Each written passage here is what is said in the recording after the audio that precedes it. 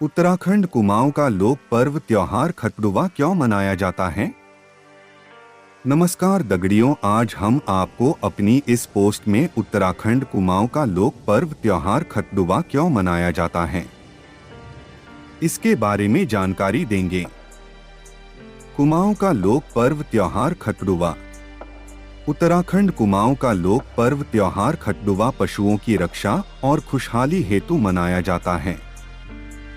खतडुवा, खतरुवा या फिर खतड़वा त्योहार आश्विन मास की संक्रांति के दिन उत्तराखंड के कुमाऊं मंडल के लोग खतडुवा फेस्टिवल लोक पर्व मनाते हैं।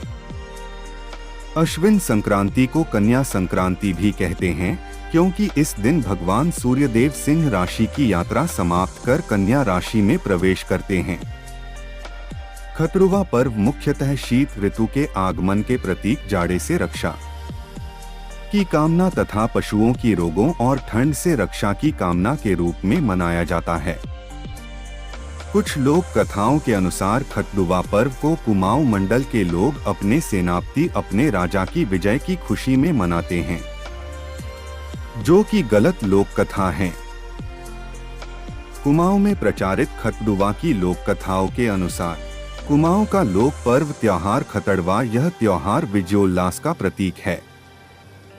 16वीं सदी में जब चंद राज्य एवं पंवार राज्य की सेनाओं के बीच 8 बार भयंकर युद्ध हुआ। प्रारंभ के साथ युद्ध में चंद सेना को पराजय का मुंह देखना पड़ा, परंतु 8वीं बार चंद सेना द्वारा पुनः आक्रमण किया गया। इस युद्ध का नेतृत्व चंद्र सेनापति गैंडा कर रहा था तथा पंवार सेना का सेनापति खतड़वा था। चंद सेना को विजय प्राप्ति हुई। इस वजह से चंद्रसेना को प्रचुर मात्रा में धन की प्राप्ति हुई। लगातार 7 बार पराजय के बाद जीत प्राप्त हुई। इस विजय से चंद राजा की प्रशंसा की कोई सीमा नहीं रही। इस विजय की स्मृति में खतड़वा त्योहार की रखी गई। इसी कथा के अनुसार लोग गलत समझते हैं, जबकि यह सब मनगढ़ंत कथाएं हैं। उस समय ऊंची ऊंची चोटियों पर आग जलाकर संदेश प्रसारित किए जाते थे।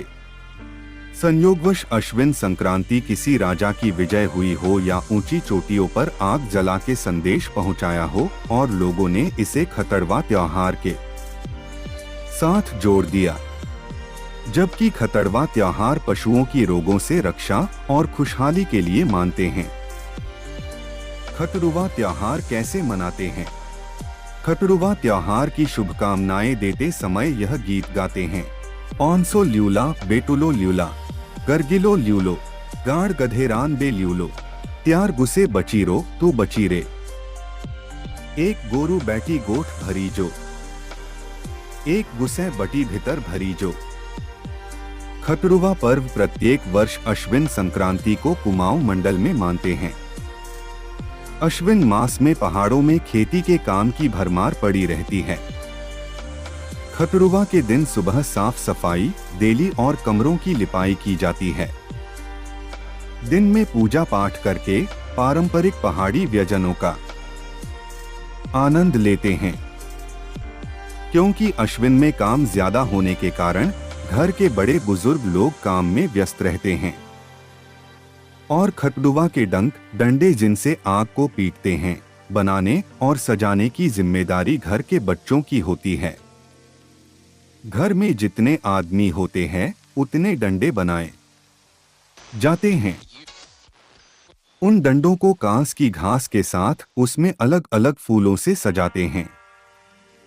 खतरुवा के डंडों के लिए कांस की घास और गुलपान के फूल जरूरी माने जाते हैं। महिलाएं गाय के गौशाले को साफ करके वहां नरम नरम घास डालती है और गायों को आशीष गीत गाकर खतडुवा की शुभकामनाएं देती हैं।